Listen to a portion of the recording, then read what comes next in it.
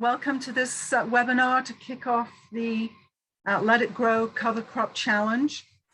I'm Cynthia Rabinowitz with Northwest Conservation District, serving 34 towns in Northwest Connecticut, and our office is located in Torrington. First of all, I want to let you know that this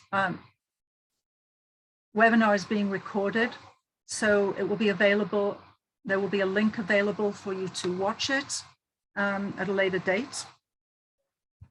I would also like to introduce the other partners who have been working for several months with Northwest Conservation District to put this program together. First, Amanda Fargo Johnson, Agricultural Programs Director at Connecticut Resource Conservation and Development. Amanda is handling the technical aspects of the Zoom and PowerPoints tonight.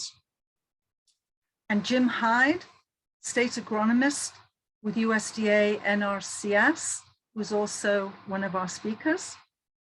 And I particularly want to thank our funding partner, Berkshire Agricultural Ventures, for supporting this cover crop challenge and making it possible for the free seed giveaway and soil testing. I see at least one person from Berkshire here, so thank you very much for your participation. This is the first of what we hope will be a series of programs about the benefits of growing cover crops and soil health in general. Tonight, we are going to learn about the benefits of growing cover crops to their full potential. One housekeeping note. Everybody will be muted during the presentations, but you can type questions into the chat box at the bottom of your screen, and I'll read out as many as possible at the end of each segment. I think most people nowadays are familiar with this protocol for Zoom webinars. Before we start with the first speaker, I'd like to let you know that there is an application form for those who want to participate in the challenge itself. The form is available online on the Northwest Conservation District website, and we'll be sharing that information later. I will explain how to access the form at the end of the program, along with other information that you will need. So, without any more ado, I'd like to introduce our first speaker, Jim Hyde, State Agronomist with NRCS, who is going to present the concept and benefits of maximizing cover crop growth. Thanks, Jim. All right, thank you very much. And I will offer to share screen here. I'll switch over to presentation. I'm trying to keep it to a very short presentation because there's some people with a lot more information than I do. And what we're really here to share with, to have a conversation about is how to make this happen.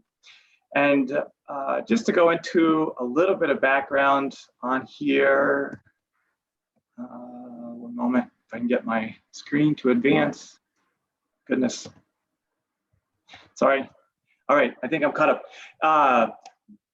Some of us were sitting around and we were talking about cover crops. We're very passionate about cover crops, and what we know the benefits. We read all the science, and we're starting to see some of the changes out there.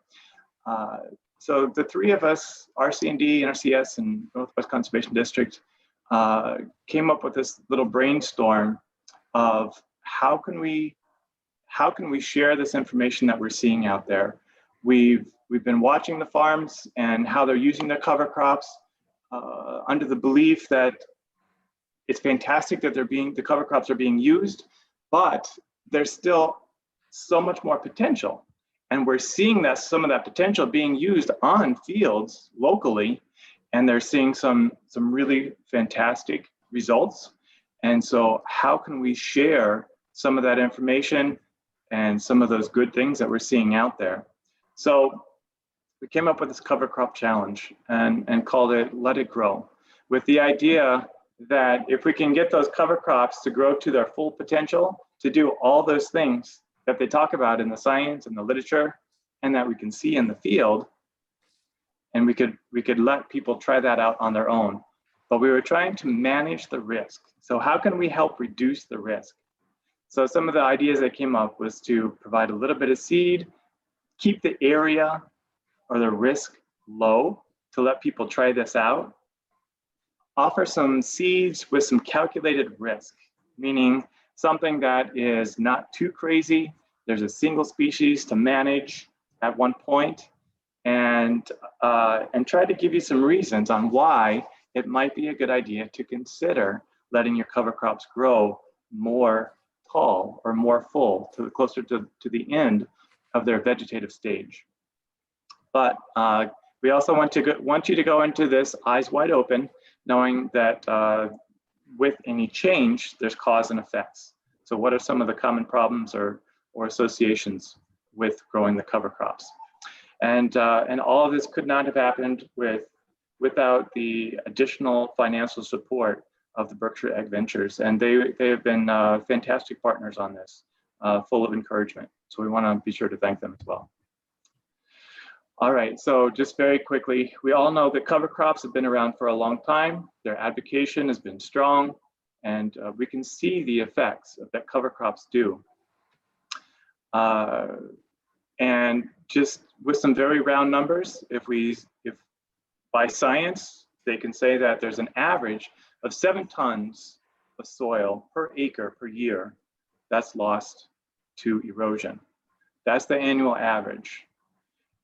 And just to use those numbers, 7 tons per year soil loss, if we were to calculate the value of that soil, a market value of just the soil, the market value of the fines or the silty portion that's been lost, and then again, based on science, the amount of nutrients that are typically associated with a well-fertilized soil, a productive cropped field, then it's very easy to say that at a minimum, we're looking at around $40 per acre that's being lost with 7 tons to the acre.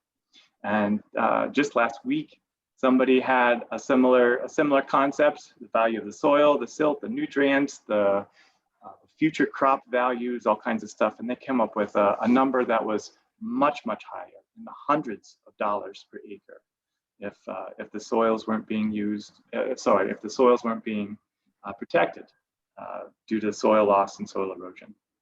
So there is certainly value. If the soil's not covered, I think it's safe to say that you are losing money and you're losing your soil.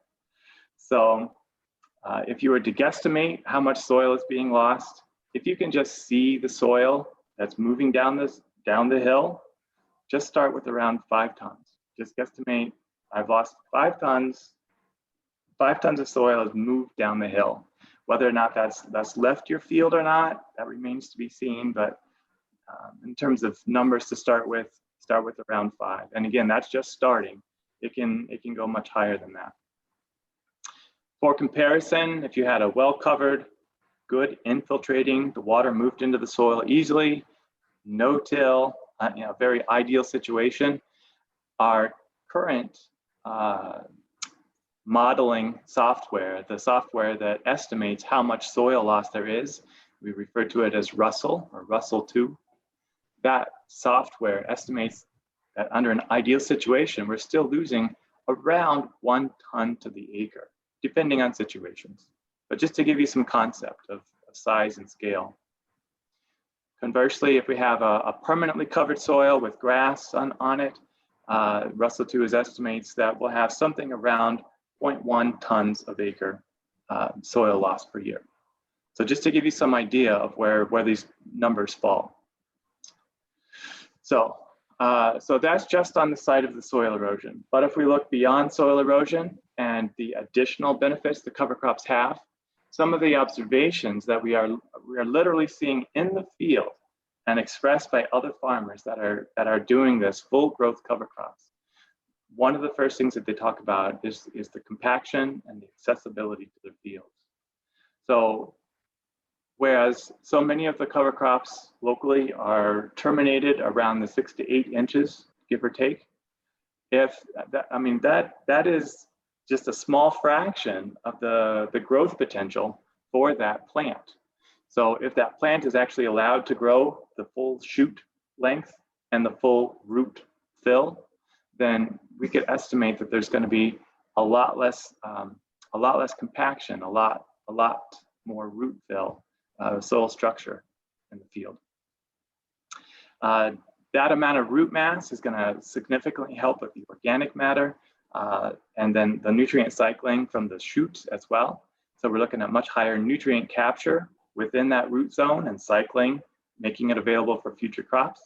The nutrient retention, both the surface loss as well as the soil profile loss from the water leaching through the soil.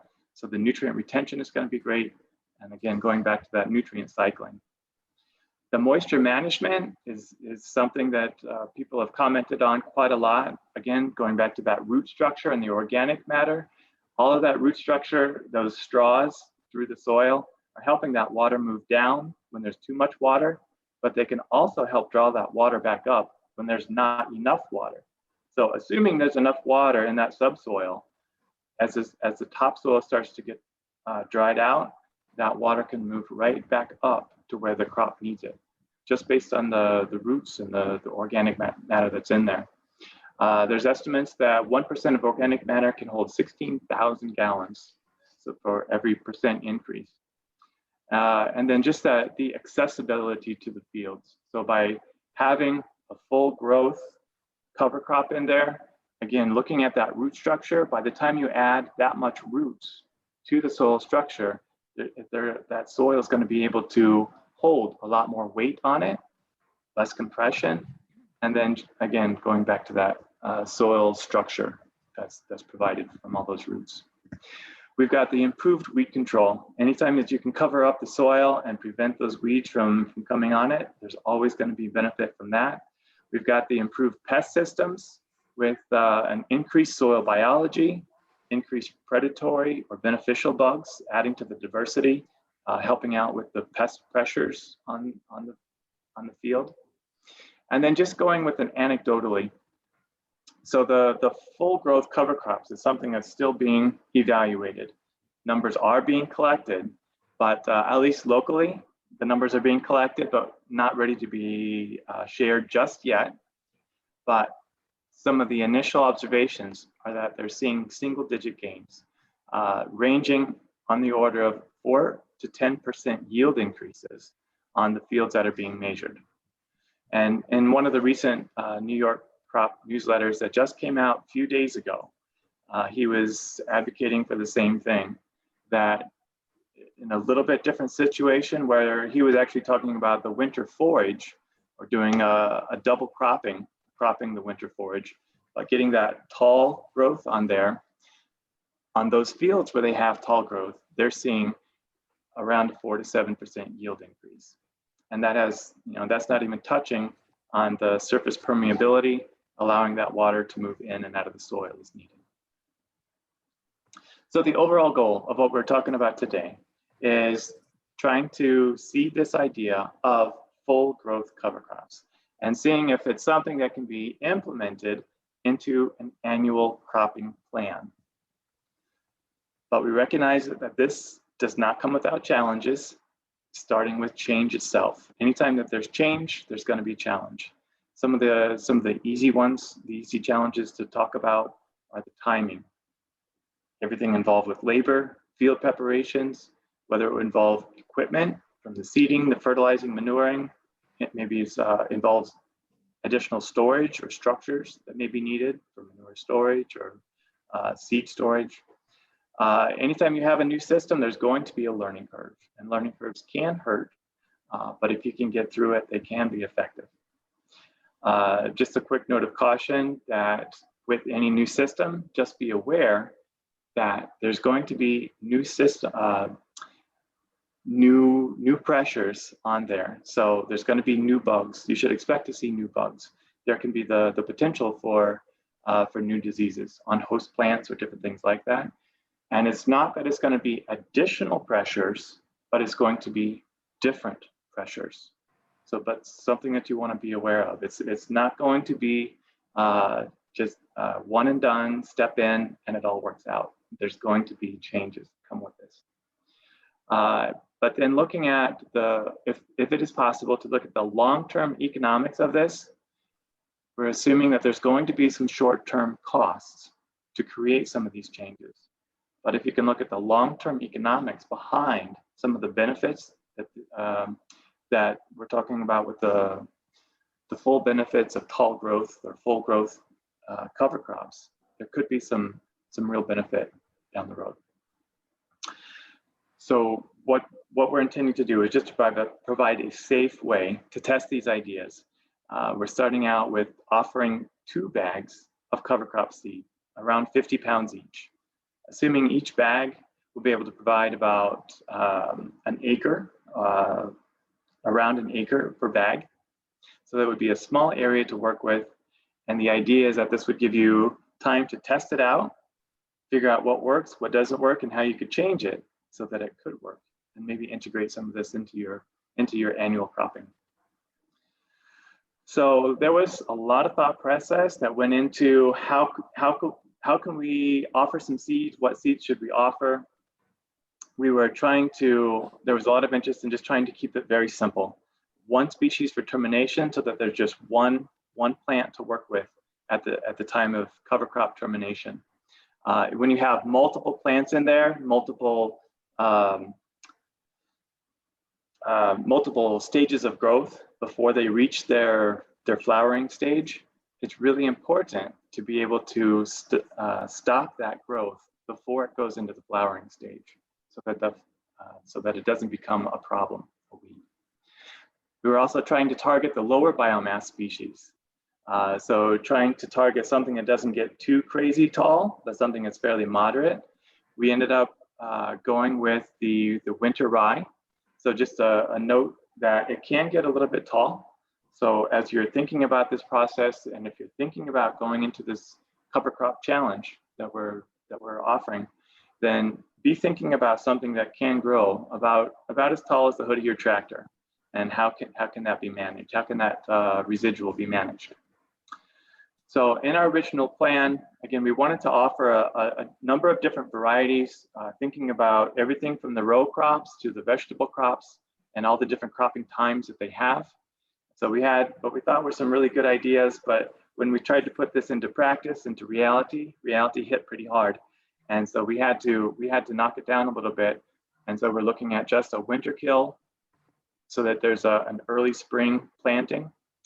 And then we looked at another species that could be planted in the fall, but will have strong spring growth.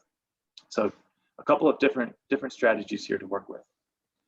So the 2 seed mixes that we ended up with, we've got our pea oat mix, which is our full winter kill. We would expect that over a cold winter, that there would be full winter kill. So that come springtime, the vegetative part a portion of that will still be remaining after whatever's left over the winter time, after snowfall and spring thaw. And then the second species is the winter rye. And that's something that can be planted in the fall. We'll get some nice growth, some good soil protection over the winter time. But really, the magic is going to happen in the springtime. Again, after it gets above that 8 to 12 inches or so, and it goes into that bolting stage where in 2 weeks, it goes from 1 foot to 4 feet, it seems. That's really one of the effects that we're going after on this one. All right, sorry, spoiled that surprise there. So those are the different things that the different aspects that we were going for. I guess just to finish some notes on that winter rye, again, a lot of emphasis on being able to terminate that cover crop, and then what to do after you've terminated it so that it doesn't interfere with you getting your cash crop into the ground. So by entering into this cover crop, what would that mean in terms of commitments? There's an application deadline that's coming up pretty fast in order to try to get seed into the ground this fall. There will be a seed pickup or delivery in early September. We would ask that you work with the Northwest Conservation District to organize a soil testing day where someone will come out, they'll meet with you, they'll test one portion of your farm, and they'll take soil tests for a Cornell soil health test, which is, it measures a whole bunch of different things. It gives you what they call a soil test scale. And then you can use that test, you can repeat that test over time to see if you're making any of those changes in your soils, to try to get increased organic matter, increased soil permeability, increased soil tilth. All those things can be measured from the Cornell soil health test. And then they'll also send in a sample to the Yukon soil nutrient test, where you'll get back what would be the common cropping recommendations for nitrogen, phosphorus, and potassium. Going back to the commitments, one of the commitments that we would ask is that you work to allow this cover crop to go to its full vegetative stage, emphasis on the vegetative and preventing it from going into the reproductive stage or the flowering stage. So we do not want to create a problem on your farm where we're asking you to grow tall cover crops, but then it accidentally slips into the reproductive stage, and then it goes to seed and becomes a problem. We do not want that to happen.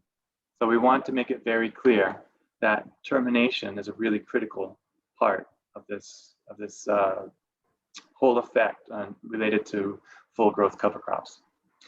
We would ask that you send in some photos just to show how tall you've got it, and hopefully a smile showing that good things are happening out in the field.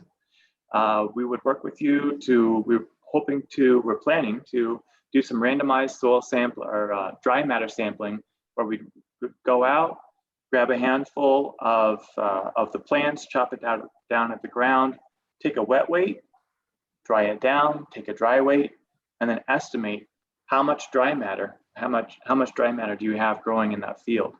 And from that, we can estimate things related to organic matter and nutrient retention, how many nutrients we estimate were saved in the roots and in the shoots of that full growth cover crop. And then the last part, emphasis on that termination for the so it doesn't interfere with your cash crop. So a number of things to consider before going into this challenge, before signing up for it. Termination. I don't know if I've emphasized that enough this evening, but it is a concern of mine. I don't want to be creating problems on your farms. So termination, know how you're going to stop that cover crop from growing when it's time for it to stop. The list that I put up in here, the black bulleted list, those are largely considered the no-till options that's on here, but tillage is an option. And we would love to see if we can encourage you to find no-till options, because part of the effort, going to the effort of putting all those roots in the soil, is you've created all that structure. And so if we were to go in and till that up, whether it's plowing and inverting the soil, or just running the disc through it and breaking up that surface layer again, then we've removed a lot of those benefits that were just created. Not all of the benefits, just a lot of the really good ones. Something else to consider in addition to the termination is the planting. Make sure that you can plant both the cover crop. You've got a method or a means to plant the cover crop, but then probably the biggest thing is after the cover crop is terminated, whatever termination method you've decided on, make sure that that termination method allows you to plant your cover crop or to plant your cash crop, whatever that may be, whether it's a row crop into corn, silage corn, or your vegetable crops or transplants. Make sure that whatever equipment you have on hand can do the job that you need it to do. So some of the different options that were listed was to plant into a standing cover, so leaving the cover crop standing and then planting directly into that. That is a very effective means. If the cover crop is dead, the cash crop will be able to grow up and grow through it. If you're going to shred your cover crop and leave the mulch in place, that's a great option for weed control and weed management, but make sure that your transplanter or your seeder is going to be able to get through that material. So it's got row cleaners on it. or some other method that you can get that seed in the ground. So a number of different things to consider. There is going to be a ripple effect on this. So by asking for the cover crop to be left growing longer, the ripple effect is that would affect when you would plant, or it could affect when you're going to plant your cash crop. So again, it's not a one and done situation by any means. There is this ripple effect by asking for the cover crop to grow longer and to gain all the benefits that has with it.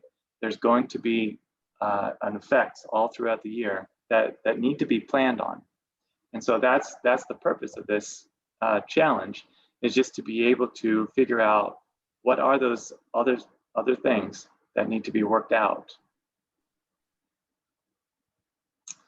All right, but the overall intention behind all of this cover crop challenge, is just to provide an opportunity and a safe way to try this out, get you thinking about the benefits of growing these full growth cover crops, and then see if you have any of the same benefits that we're seeing on some of these other crop fields in the area. And so with that, the idea with today's program was then to lead over to Rod from King's Agri-Seeds to be able to describe some of the things to be aware of with these cover crops. So he's been extremely generous with his time, energy, and patience, allowing us to pull some of this information together. So Rod, the floor is yours. Please feel free to go wherever you need to go with this, but would love to hear whatever you have to say. Okay. Well, first of all, I want to thank everyone for including me and reaching out for suggestions and seed supply, and hopefully I can provide some additional information tonight to help you all be successful with this challenge and this program. So I'm going to go to share my screen here.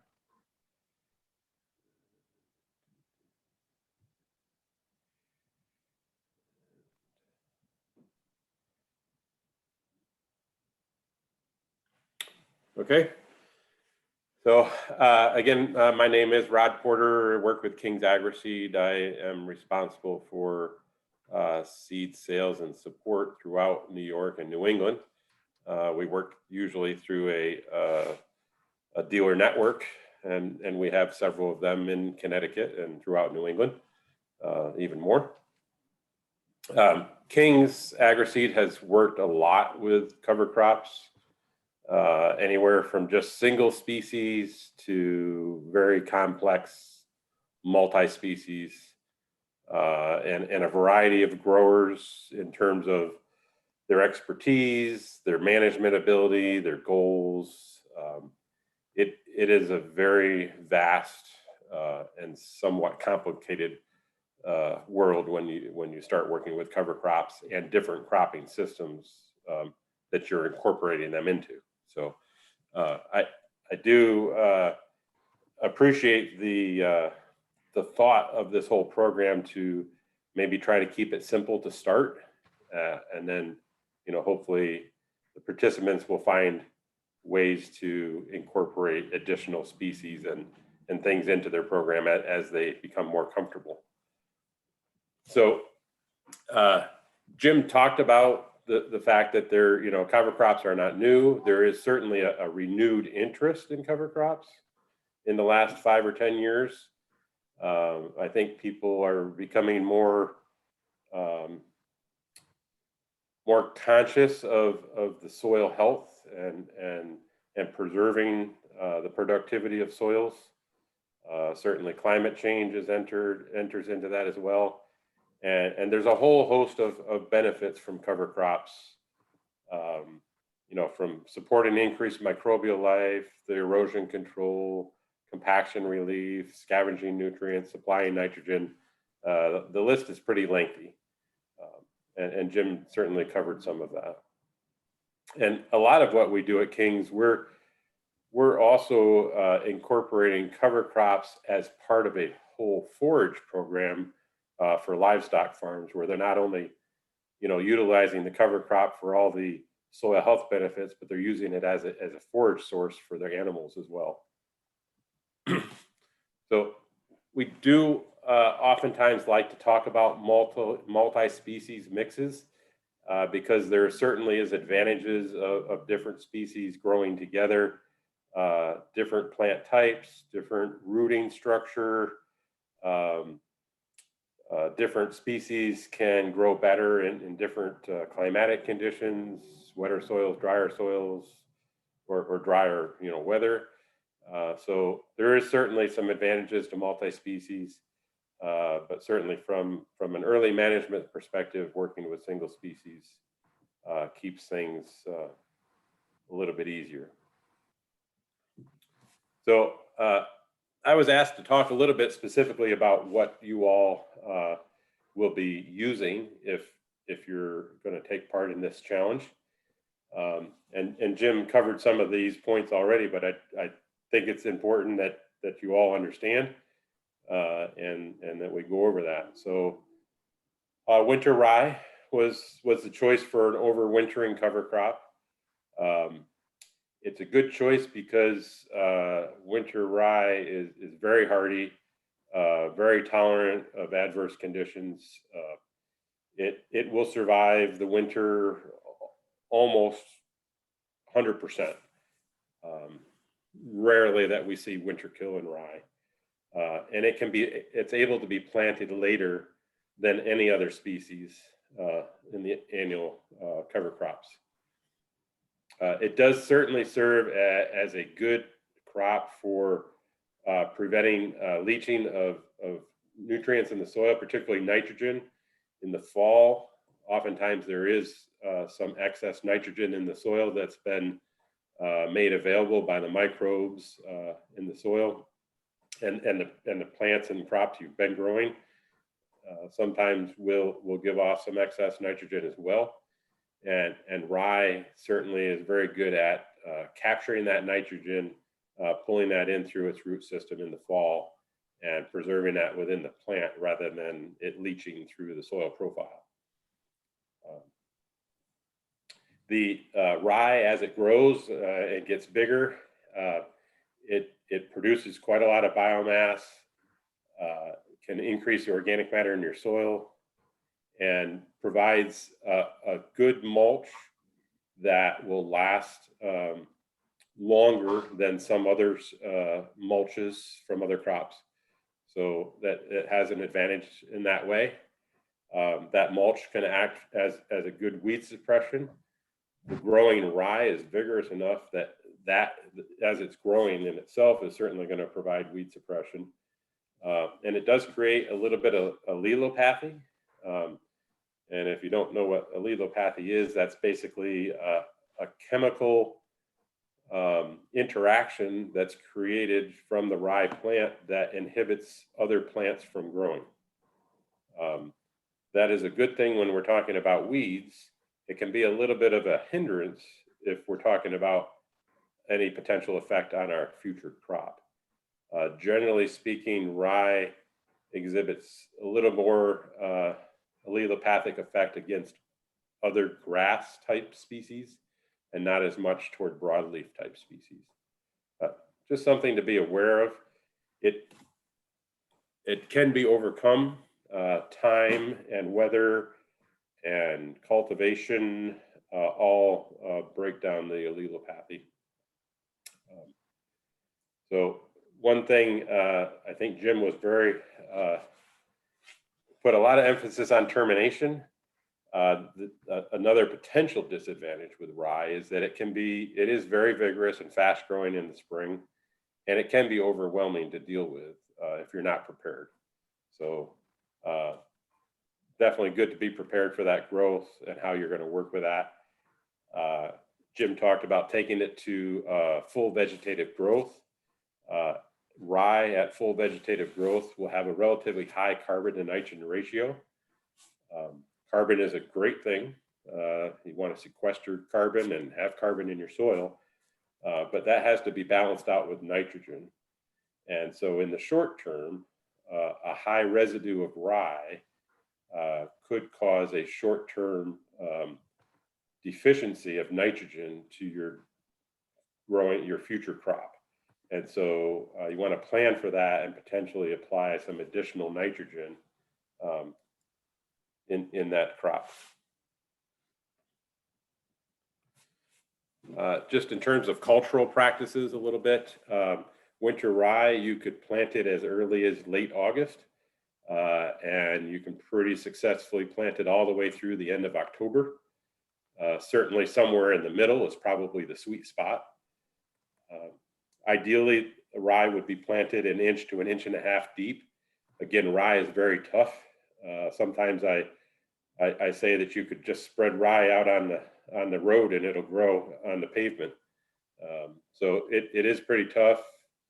You know, it could likely grow if it's surface applied, but will grow much better, be a much better cover crop if it's in the soil 1 inch or so. And, you know, using a seed drill is always the best. You're in this challenge, you're only talking about doing a small area. Certainly broadcasting, scratching it in, maybe rolling it, or be very effective as well. A full planting rate of rye would be 100+ pounds. Some people are reducing seeding rates to lower levels, but they're using, you know, planting equipment to get it planted, you know, exactly the way it should be. Planting earlier, you can get away with a little lower planting rate as well. So generally around 100 pounds. So Jim talked about termination. Again, it's very important. You can be mowed, certainly tillage, rolling it. Rolling it in itself is not going to terminate the rye unless it is at or past flowering. And then to be most effective, it not only would have to be rolled, but also crimped. So that can work, and certainly chemicals are an option, and that kind of thing. In termination timing, I'm sorry, this goes a little bit against the challenge, but I say with rye generally earlier is a little better, just because rye can get big and out of control. And when it's big, it has high carbon, lower nitrogen, and can tie up, you know, nitrogen for your crop. So it's all manageable. And if biomass and mulch are your goal, then you certainly want to let it grow longer. So I just wanted to include a couple of pictures if you're not familiar with rye. The big picture more to the right is what rye would look like in the fall, maybe as it's going into winter. And then in the spring, the picture on the left, it'll grow up easily, you know, 4 to 6 feet it can get up to. And it'll have a seed head on the top that'll emerge. And at that point, that's when you want to be making sure you get that terminated.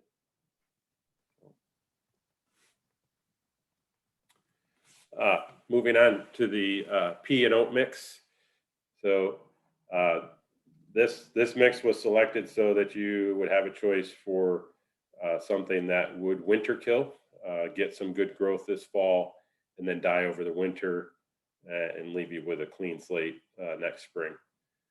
So peas and oats, they thrive in cool weather. So planting any time now is good as we're starting to enter into fall and the cooler nights. I put on here that it's best planted by September 1st. It can be planted a little bit later, but to reach full vegetative growth is going to take about 60 days. So September 1st, 60 days puts you to November 1st, and it's going to be pretty hard to get any growth kind of weather after that. So the key would be to plant this as soon as you can.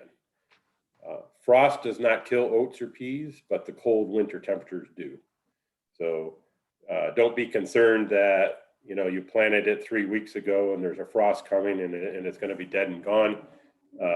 No, it'll still be there and it will still grow longer if we get some warmer days. But it's just the cold winter temperatures are what kill it. Occasionally, you may see some oats that survive in a mild winter, but not very often. And if they do, they would be weak.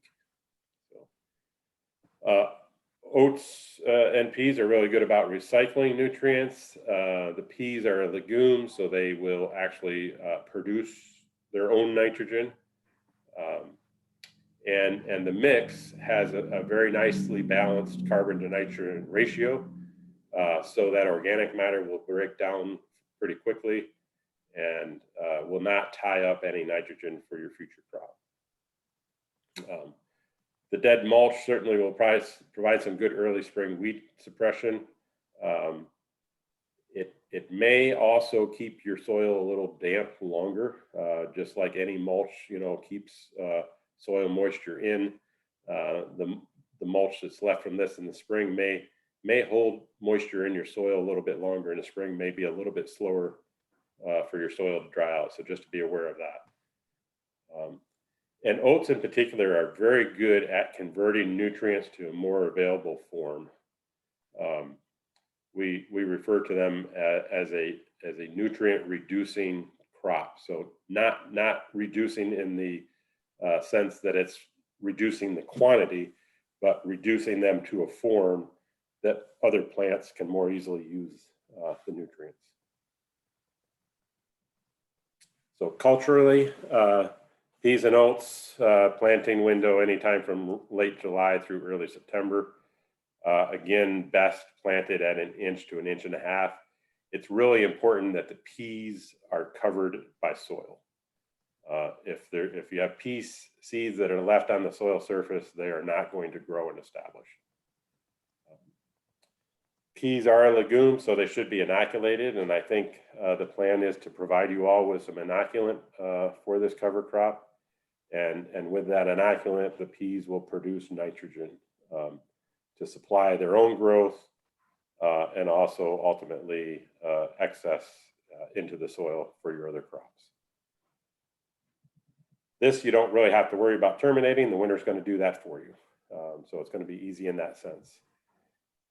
And then I did just want to mention that peas and oats could be used as a spring planted cover crop. So if you wanted to plant them very early in the spring prior to some later summer planted crop, that's very possible.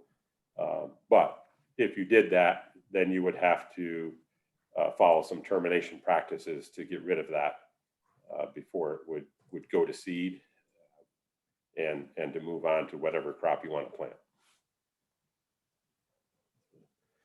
And here is a picture of what the peas and oats should look like. Oats are nice and leafy. Peas, most people have seen what peas look like. These are a forage field pea. So they generally would have bigger leaves than a garden pea and can have longer, bigger vines. So. And then just to finish up, once everybody gets real nice and comfortable with cover cropping and they have a plan for what goals they really want to accomplish with a cover crop, there are plenty of complex mixtures that different companies work with, including King's. Just threw up here a couple examples of some complex mixes that we work with. And when you do that, you definitely want to be aware of what are all the species, what are the potentials for those becoming, going to seed and becoming an issue in your future crop, and what the ultimate goal and plan is for your system. When is your planting time? When is your next crop going in, and what is that? So there's lots to do, participate with out there and to work with once you reach that point. So with that, I want to say thank you and appreciate being included, and and happy to answer any questions that might come up in the chat, and look forward to working with the whole group. So thank you. Wow. There were some questions. Yeah.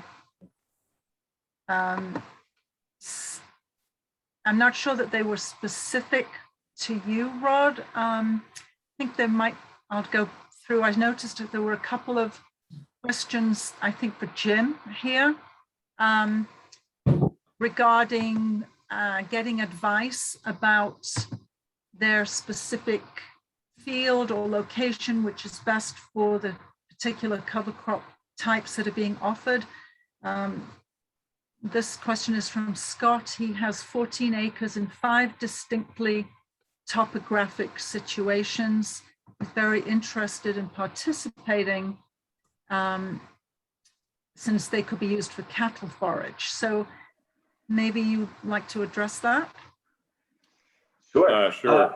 Oh, sorry. Yes, Rod. Yes, please do. I'll make a few comments and then you can chime in, Jim. Thank you. First of all, as far as which soils or fields to target, I would certainly go for those that you feel need the most help, whether it's from an erosion control perspective or an overall, soil health, organic matter, soil tilth, that kind of thing. And yeah, either of these crops can be used as animal forage. The peas and oats, you plant them this fall. You could graze them off with animals late in the fall. Again, frost is not going to kill it, but cold winter will. So you could graze it pretty late. And rye you could graze in the spring, although that maybe doesn't accomplish the goals of this program if you graze the rye. So, Jim, you want to add to that? Sure. Yeah. There are so many options, which is part of the problem. There are so many options to choose from. Part of it is just deciding what your goals are. So if you can keep your goal in mind, if your goal is forage production for animal feed, there's all kinds of options to look at. I think to Rod's point, looking at something that can overwinter if you're looking for that spring growth and spring generation.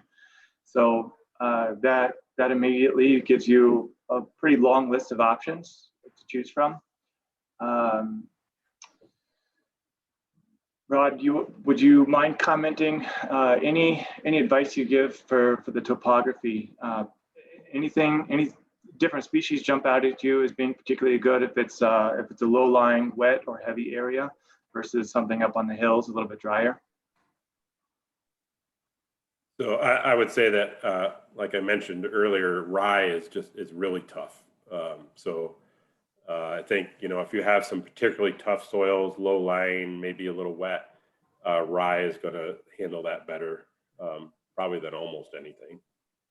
Not just what we're talking about tonight, but even other species. That's great, because there was a specific question in the chat about an area that gets a little wetter, more waterlogged. So that was right on target there. Okay. Were you going to jump in on that one again or not? No, I think that's all I had for that. Okay. I'm just scrolling back to make sure. Melody had a question too. Yes. Okay. So for spring planting pea oat mix, she's asking, does this kill off when the peas are just starting to form? Was that the idea? She would like to have a little more specifics about that. Yeah, you would want to look at terminating it soon after the oats would have seed heads, which should be about the same time as the peas would be flowering and starting to form some small pods. Okay, and I'll take one more question right now, and then we'll go to our last speaker and hopefully have time at the end to take some more. So this one last question here. What is the ideal acreage for cover crops? This person has 3 acres and he's on a slope. I'll throw out my opinion on that one. Every acre is ideal Yes. for cover crops. And not to take that too lightly, but any cropped field is an ideal candidate for cover crops in all seriousness. So anytime you can cover the soil and anytime you can put roots in the soil, you're going to benefit from having roots in the soil, growing roots. Okay, well, thank you. We will have time for some more questions at the end. I really want to thank both of our speakers so far, Jim and Rodney. It's been great to have you here, sharing the wealth of information that you both have on cover crops. And Jim, I want to take this moment to thank you for all the work you've done to help us organize this program. It's been great. It's a pleasure. I love doing it. Love working Okay. with you. So our final speaker for the evening is Vince LaFontaine from Mountain View Farm in Kent. And also he's executive director of Flanders Nature Center in Woodbury, which is also a farm. It's a land trust, it's a farm, it's a nature center, and he's directing that operation, has a wealth of experience for having grown up in a multi-generational family of farmers. So he's going to talk about his farm in Kent and his family's experiences growing cover crops. Thanks, Cynthia. Yeah, thank you, Rodney and Jim. I've already learned quite a bit here myself. So I'm going to go and share my screen now.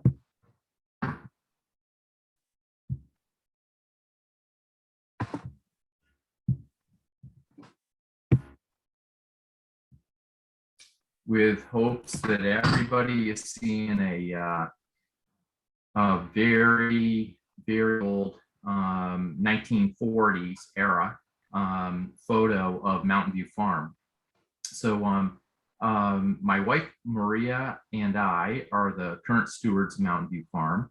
As Cynthia said, the farm and farming in Kent has been in my family for a long time. My family actually has been farming on this specific piece of property since the 1800s, and in Kent since the late 1700s.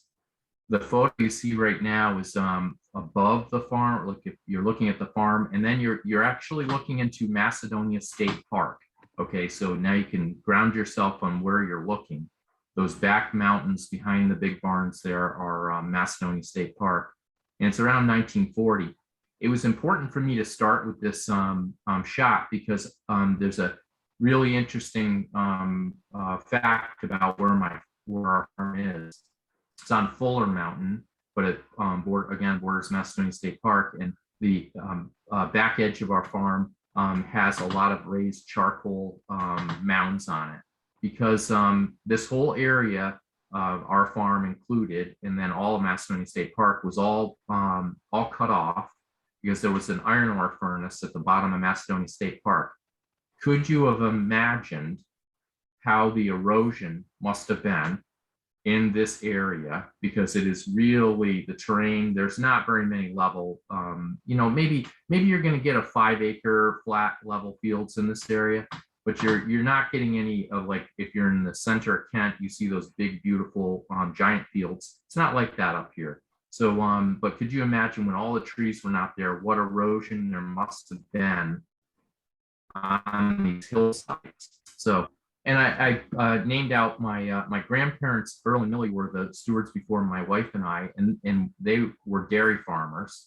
And those big barns, unfortunately, all burned down that you see there. So there's only a small barn left, and then our farmhouse, and it looks completely different today. And I'll show you a shot in a second.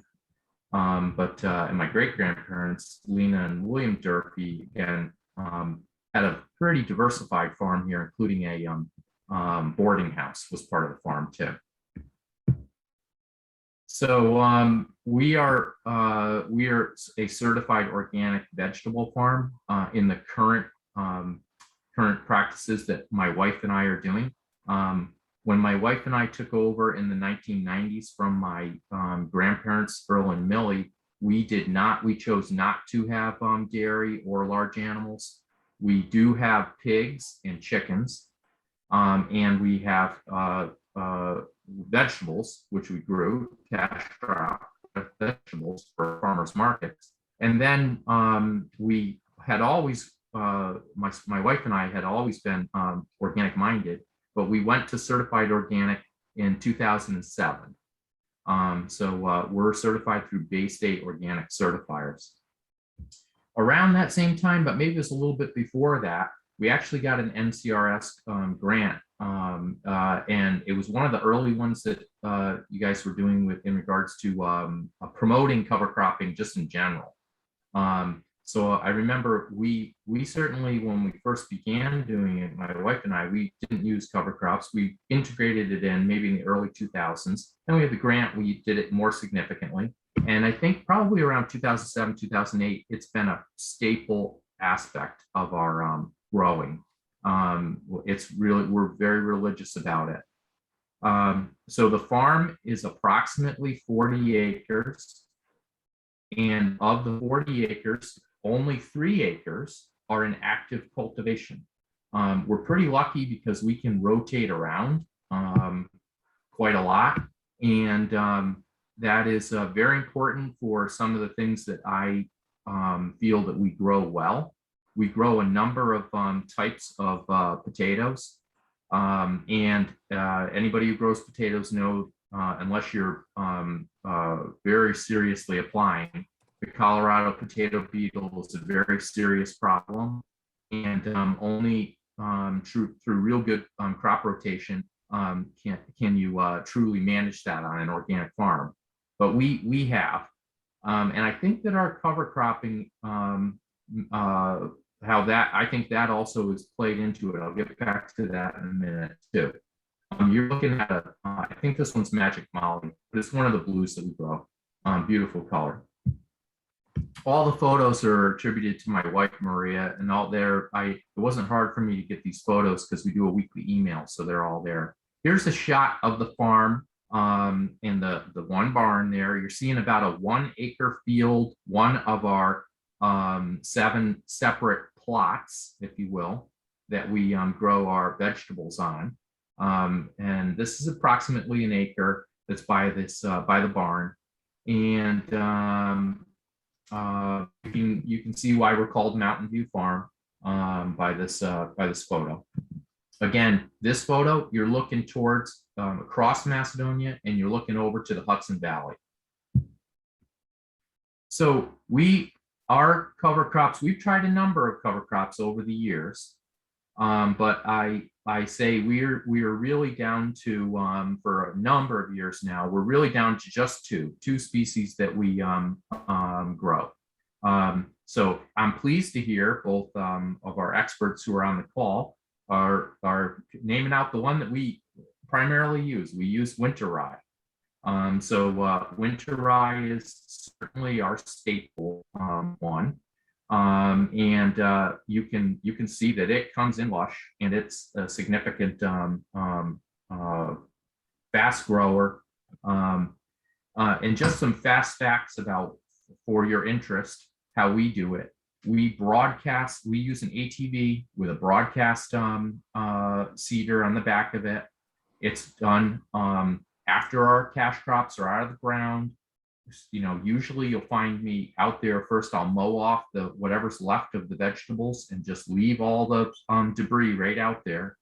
Then I will be broadcast out seeding the winter rye, and then I will do a very light, very shallow cultivation with a PTO rototiller on the back of my Kubota, just to get it in the ground just a little bit. That has worked perfectly for me, that type of system. I get very good germination, very, of course it's weather dependent and so on, but that's worked good for me. Because we're certified organic, we buy our seed from really 2 places. Not to say, Rodney, I'm not going to look at your website now, but we buy it from Fedco and from the Maine Potato Lady. They have some good, she has a very good mix of the other item that we purchased, which is hairy vetch. So hairy vetch is our other cover crop that we use. We really like hairy vetch for a couple of reasons. It is a slower grower. It does seem to overwinter, and it does seem sometimes that you don't even see it growing until the spring. It's an interesting one. It also is it's a beautiful thing to see it coming to flower, and it stays, again, our plots are pretty small, so we'll see it on field edges and different things. So it's a pollinator attractor too. Got a lot of good properties in my opinion. And I will be interested in hearing from Rodney and Jim on I think it is a nitrogen fixer. I think it's in that, yep. So, but I'll hear more from those guys, I'm sure. But those are the two. We also have, we do add in a little bit of white clover, and that's been something that's we've used. So we do grow a lot of peas. We grow a lot of peas, and the peas are obviously that's a crop that gets rotated. We grow 3 types of peas. We do 2 farmers markets, the Kent Farmers Market and the New Milford Farmers Market. And then we have a lot of restaurant business. And the peas that we grow are snow, sugar snap, and English garden pea. So peas are a big part of our every year planting out there and rotated around the different fields. I threw in this photo too. We do have a contract with Whole Foods. Currently, we are not supplying them because, frankly, we don't have the level of product that they want from us. But we are, because we're a certified organic farm, and we had gotten a contract with them. Whole Foods would Whole Foods, in my opinion, the company does have a good way in which they vet you as a farm. And interestingly enough, I remember talking to the original buyer who vetted us before we got the contract. They actually asked us about our practices and asked us if we were worried about our soil and if we were doing we were cover cropping. So just a point to put out there. Here's some other photos. We are growing primarily for farmers markets. Yes, email list. Yes, our own farm stand. Yes, restaurants. But really, the bulk of our produce is going to farmers markets. So it is the common vegetables and greens that we're growing. And we do have two unheated hoop houses in production. This one's just got some various greens there. Then you get a photo from not all that long ago at the New Milford Farmers Market, because we grow a lot of tomatoes, both tomatoes in the field and out in the hoops. So I'm on this last slide. This is my wife, Maria, and I had to put in a plug for Flanders Nature Center. Flanders Nature Center, as Cynthia said, is also the Van Vleck. One of its major preserves is the Van Vleck Farm and Nature Center, which is in Woodbury. And we have an active farm on that campus, mainly small animals, but we do have a small community garden there. With my wife, Maria, in the background, I'm just going to talk through my last couple of comments. The main points that I would say for us about cover cropping was we wanted to, we did have problems. There's no way around it to say that we did not have a problem with compaction. We had a problem with compaction. And when we did our some early soil testing, we definitely needed to improve our organic matter.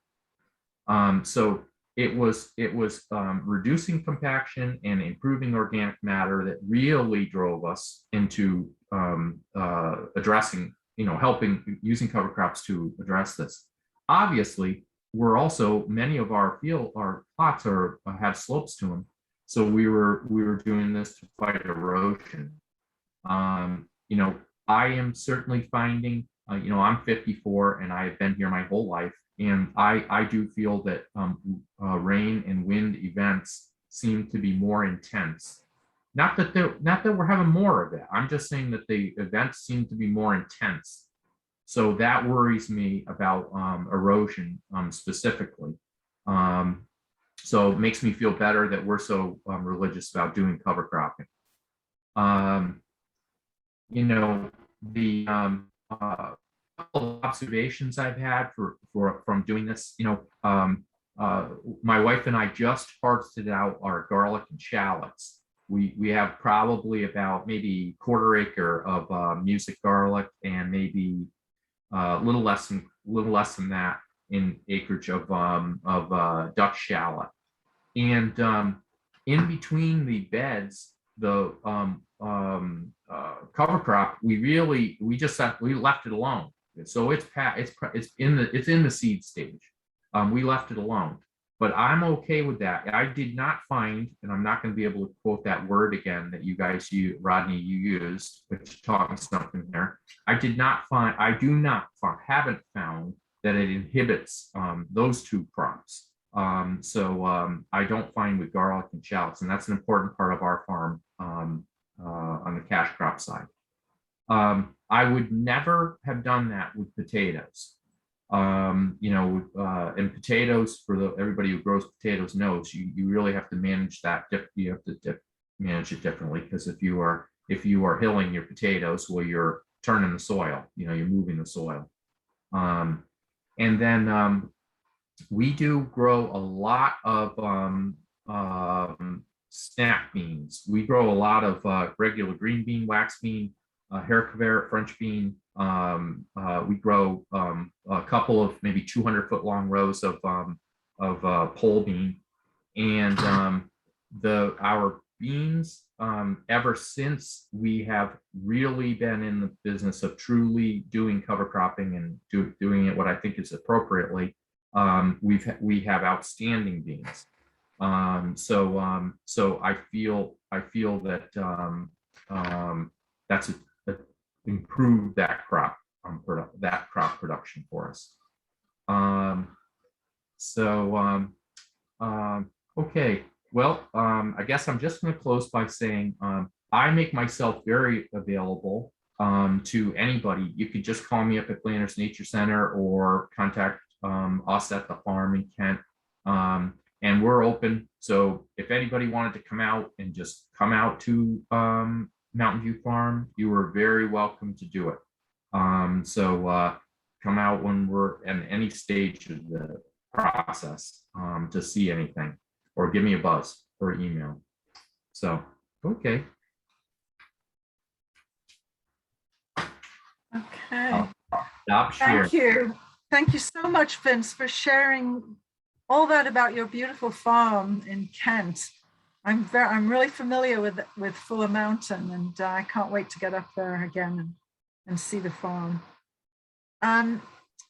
So we are going to, in a few minutes, in a couple of minutes, we'll unmute everybody so that you can just ask questions instead of putting them in the chat. Hopefully it won't get too chaotic. But before we do that, I just want to make sure that we have time to give you a little bit of information.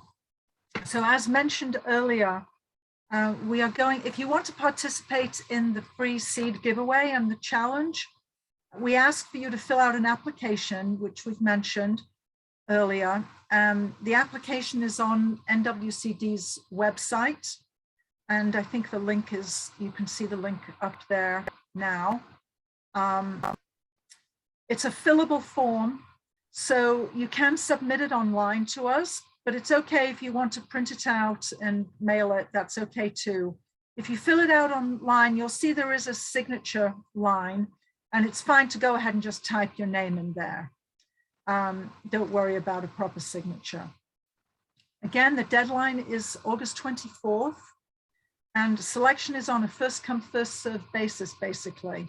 We're asking, quite a few questions in this application, mainly to gather data about the farm, so that when we start to see results coming in after the cover crop period, we'll start to develop some information that will be useful to us going forward.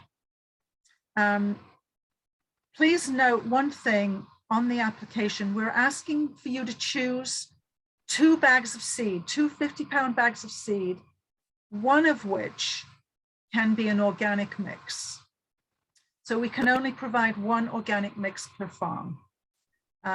So out of the selections that are there, I think it'll be clear to you when you fill out the application. Again, this challenge is open to any farm in Northwest Conservation District's 32 towns, and Amanda put all those towns up in the chat earlier, so you can go check those out, or you can check them out on our website. We will inform farms as soon as possible after the application deadline closes, and expect the seed to be available in early September.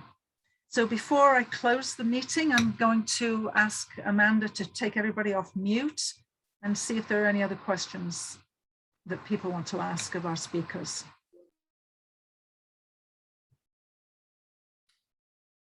And just to reiterate, there is soil testing involved also with the challenge and provided for the farms, as a recap for those who may have joined us late.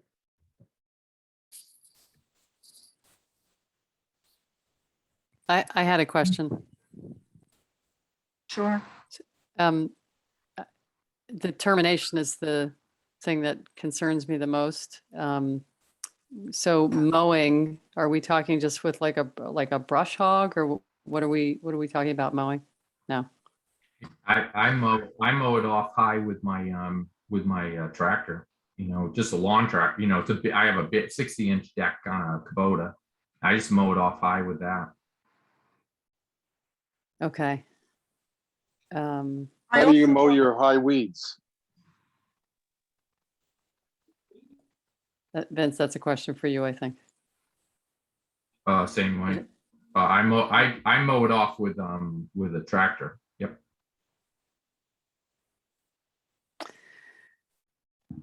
So I've been mowing in between my rows with a Skag. It's kind of the same thing. Is that almost the same thing? As long as, yeah, okay. But I was imagining that I would brush hog if it's if the rye is like 4 feet high. I mean, I can't do that with the Skag.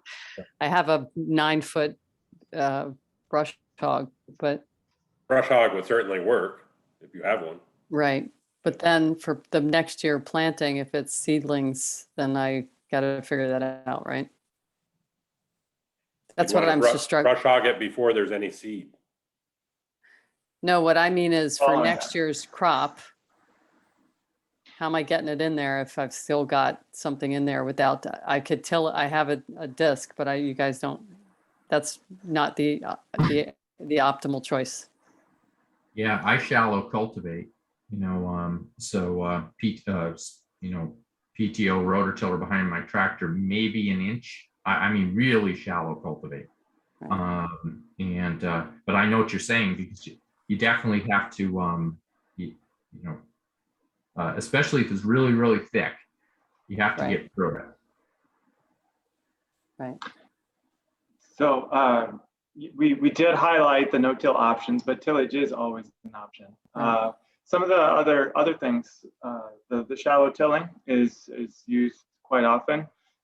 Another option is to seen some inventive people that have removed some of the tines from the tillage equipment so that they just get a strip, so that the alleyways remain undisturbed and they keep the mulch on there, but just the planting row is tilled, and that way you have a clean slice to put Got seeds it. into. Yeah.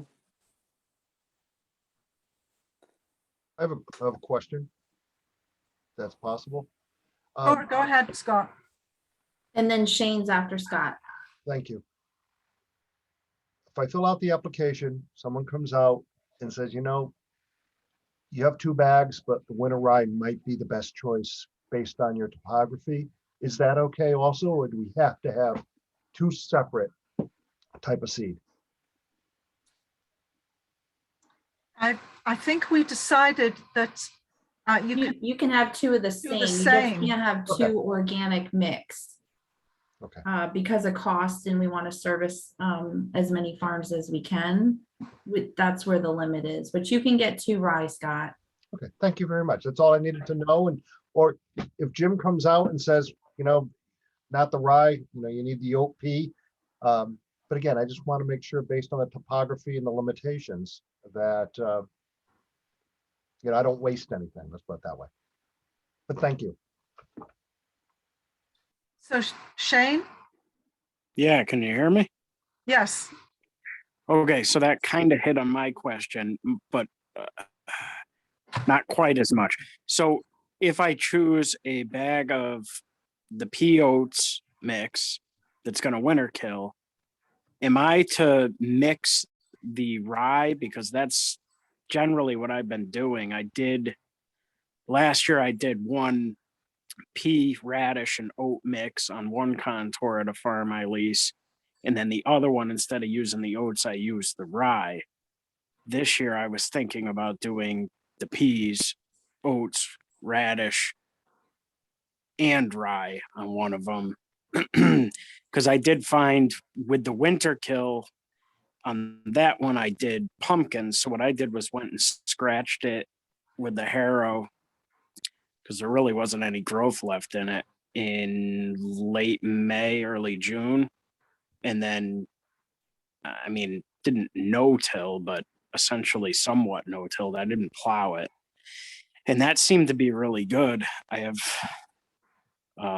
pretty good control on that, obviously with herbicide, but I'm just wondering if I can mix those together, if that was like your goal, if you wanted the rye mixed in with the oats and peas, or if you wanted those separate. It's an option. There's costs associated with every decision, and so a lot of the decision on the seed choices that we have tonight, it really comes down to cost and what we could afford with the budget that we had. So if you are interested in creating your own mix and mixing the two of these, the peas with the rye, that's no problem at all. Same conditions apply. Just be aware, go into it, knowing what you need to do to be able to stop the cover crop from growing, and then how to get your cash crop into the ground without causing headaches for yourself. Okay. Thank you. Sure. any other, There's a couple of questions on the chat. Father? We could I didn't see this. address those. There's a question earlier about breathing and cover cropping, garlics, and having mulch on it and the soil breathing. That one caught my attention because I asked that question yesterday, and I'm embarrassed to say I am struggling to remember which grower I asked that question to, and it's driving me nuts. But I remember the conversation that he said that the mulch is not a problem so long as he's got the soil structure that's in there. So if he's growing those cover crops and he's got that good rooting system in there, there's good aeration, there's good soil biology and microbiology. That's loosening the soil, creating that airspace, and that airspace is what's going to allow that those root vegetables to take off and do their good things. So so it's not that the mulch, I would just put the little asterisk up there that yes, mulching can have an effect on that. Too much, too thick, too fine, those things will influence how much water and air can get through a mulch. Same thing applies with the soil. If the soil is moved too much, if it's tilled too much, if it becomes too fine, if it loses that structure, then it's gonna go from nice airspace down to very low airspace, and that's gonna have a significant impact on your root vegetables.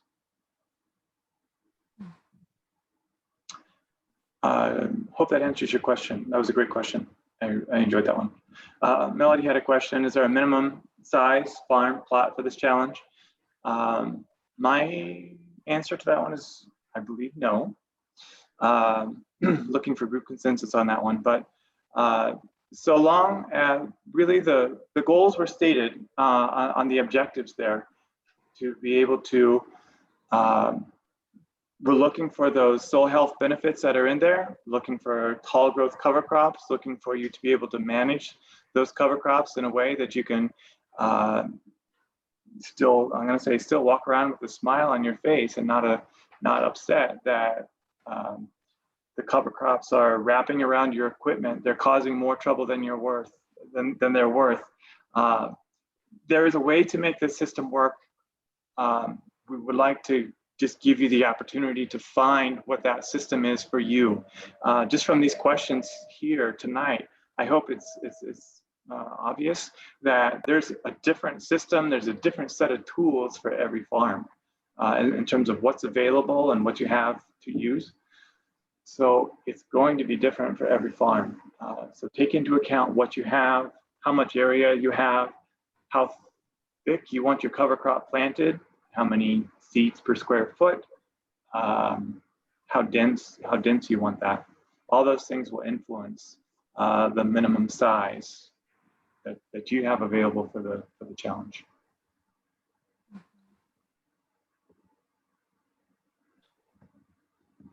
Matt, did your question answered that you put in the chat? Yeah, I've been texting back and forth, so I think I got an answer to the question. The issue is that you know, we're just trying to ensile the crop that at the end of the day, and 1 acre is just not sufficient. So it just wouldn't work for us on that. But I am thinking about doing a 1 acre plot for my wife's business, you know, for the market, and we're thinking, well, we could just crimp it and plant pumpkins in that and use that for a mulch. Mm-hmm. Okay, good.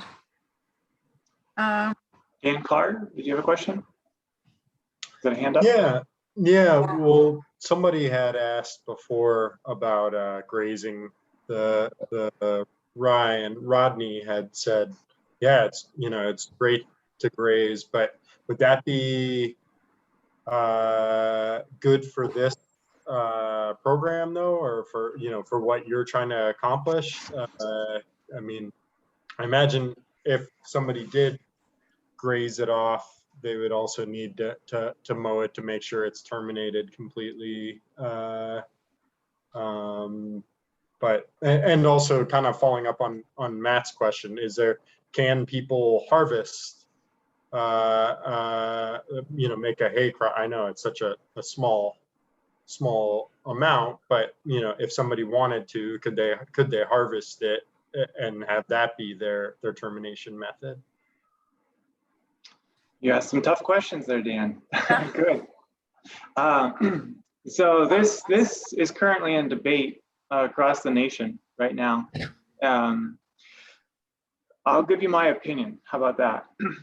I can offer that my opinion is that so long as it's a cycle within that field, that the nutrients, the organic matter and such are being returned back to the field, that the system still works. I have the pleasure of working with a number of animal production farms where there's a lot of manure. And so with our recently retired extension professor, Tom Morris, he had this, he had the science to show that what local dairy farmers have been doing has been working. Doing continuous cropping with corn has been working because the organic matter, the organics have been returned back to the soil.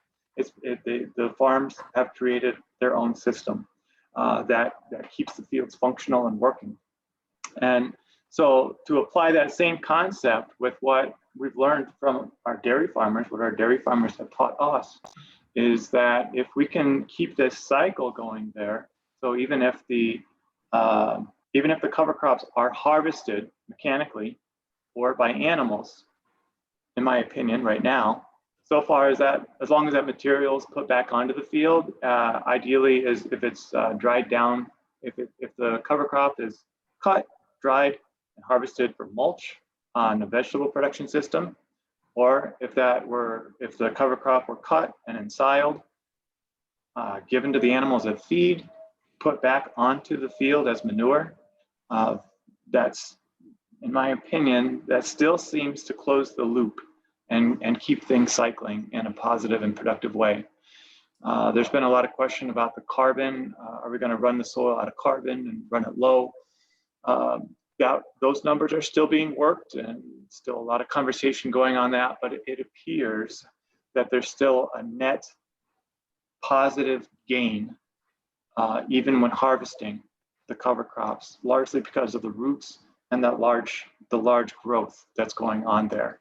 For me, the caveat on this is that manure system. So I'm more comfortable saying that if it's a manured system. If it's meaning a cycle, if it's a linear system where stuff is only being exported off that field, then I'm much less comfortable with that type of a system, if that makes sense. And Jim, it also be true that cutting and harvesting is still leaving the roots in the soil.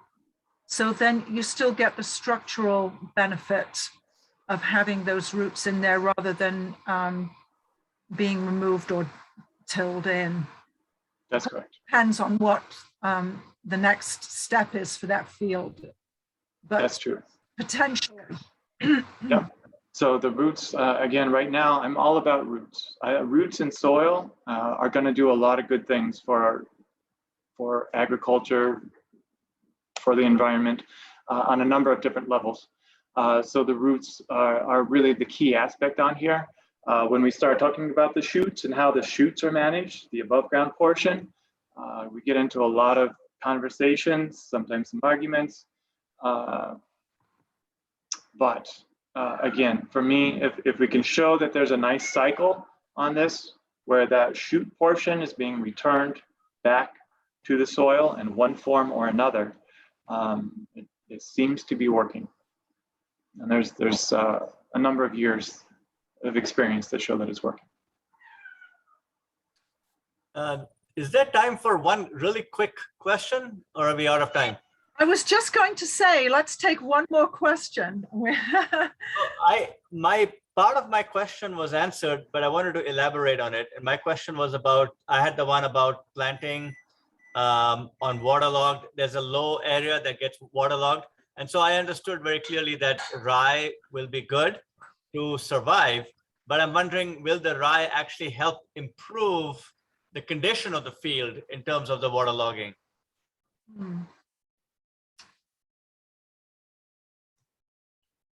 Well, I'll throw my 2 cents in, and then the others can jump in. I think it's definitely better than leaving it uncovered.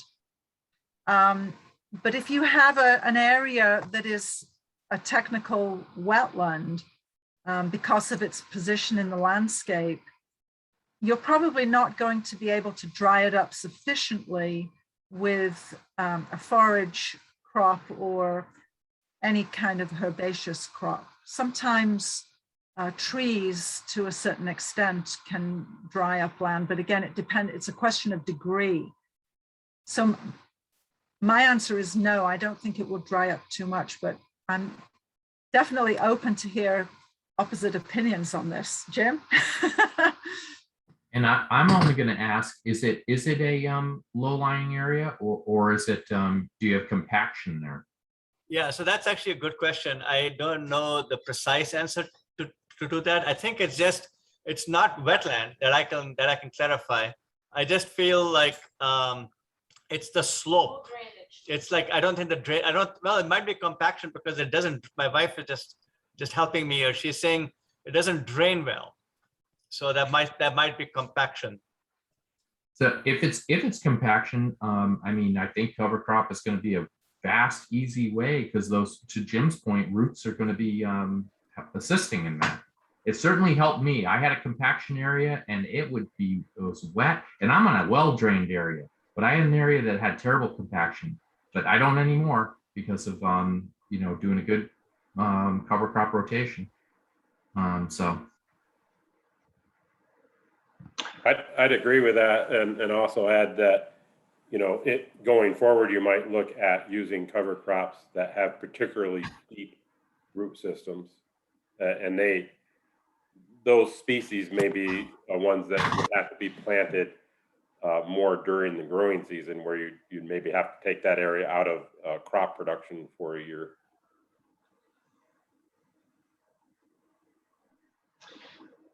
Right. I will just reiterate what's already been said, in that it's, to Cynthia's point, it's not going to solve your problem, but it can reduce it. It can certainly improve how the water moves through that soil. And again, with that root, those roots forming that structure in there, you're going to have a lot more structure, stability, resistance strength to walking or driving across the soil with those additional roots in there. So it will improve the area, but I would not expect it to change the area. Okay. Well, thank you so much for these great questions, and everybody's answers are so thought-provoking and helpful. It's obvious, though, that every farm is different, and getting to know your own place is so important, getting to know your own topography and your own soils. And there's a lot of people on this group tonight who can help you with assessments of your soil and overall conditions if you want to explore those further with some of the experts here. Anyway, I guess this brings us to the end of tonight's program. And I do want to thank again the partners that have made this possible and the challenge possible, especially Berkshire Agricultural Ventures, NRCS, Connecticut, so CT, RC&D, since we're using acronyms here now, and NWCD staff who have helped a lot in the behind the scenes preparation for this program, and who are going to be front and center as we move into the next phase of accepting the applications, reviewing, distributing seed, doing the soil testing, all that sort of thing. So it's a team effort, and we're hoping that a lot of you will join us in this journey that we're embarking on here to explore how to improve soil health in Northwestern Connecticut. Thanks, everybody. Really appreciate you taking time tonight to be on the program. Thank you. Good night. Thank you. Good night. All right. Good night. Thank you all.